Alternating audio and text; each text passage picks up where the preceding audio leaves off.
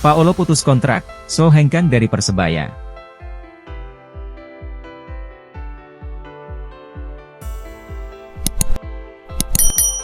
Kabar yang sangat santer sebelumnya adalah Paolo akan masuk daftar bursa transfer Persebaya di paruh musim Liga 1 2022-2023, karena sudah diketahui bersama bahwa jagal gol Persebaya musim lalu ini tampaknya tidak bermain sesuai harapan.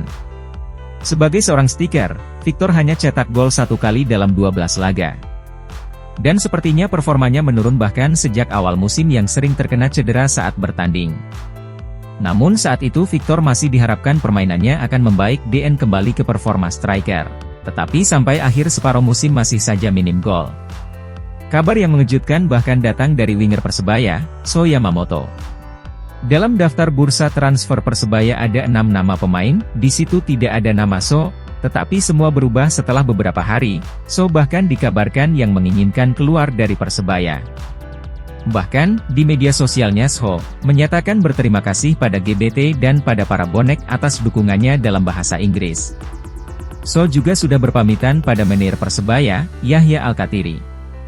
Alasan So hengkang dari bajul ijo dikarenakan So merasa tidak nyaman dilatih oleh Gombau. So juga tidak ditempatkan di posisinya sejak awal musim ini. So sejatinya berposisi winger kiri, namun semenjak Bruno didatangkan pada awal musim ini, Bruno menggeser posisi So, dan So ditempatkan di winger kanan. Sehingga So kurang bermain dengan maksimal. Apalagi Bruno musim ini sangat moncer, top skor Persebaya hingga saat ini.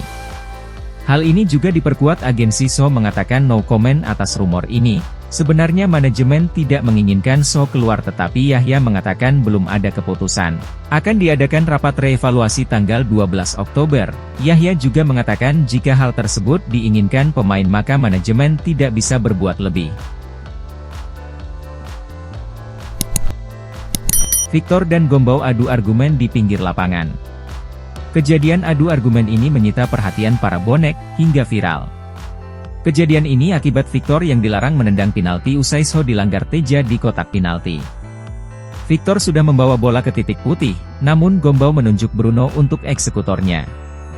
Hal ini membuat Victor dan Gombau terlihat adu argumen saat water break di pinggir lapangan. Terlihat Victor kecewa atas keputusan Gombau. Setelah pertandingan, Gombau menanggapi atas insiden ini. Gombau mengaku Victor belum maksimal di pertandingan ini. Sehingga Gombau takut Victor gagal memasukkan bola ke gawang lawan, dia lebih yakin jika Bruno yang eksekusi penalti. Dan Gombau mengaku akan tetap membantu Victor memperbaiki performanya.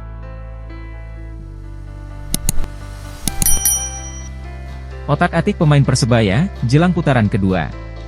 Bursa transfer Persebaya memang sudah dibuka, namun keputusan akan diumumkan paling lambat Jumat tanggal 13 Oktober. Banyak sekali rumor pemain yang akan hengkang ataupun yang akan masuk. Gombau tak memusingkan hal itu, dan dia mengaku bahwa dia tak ikut campur dalam perubahan pemain. Tugasnya adalah memperbaiki performa pemain yang ada. Apalagi setelah kalah dari Persib. Gombau sudah senang dengan formasi pemain yang ada sekarang, mengenai kekalahan atas Persib.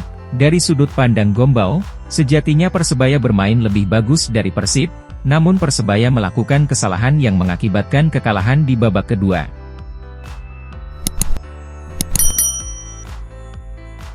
Persebaya versus Persib, laga terakhir Ferdinand bersama bajul ijo.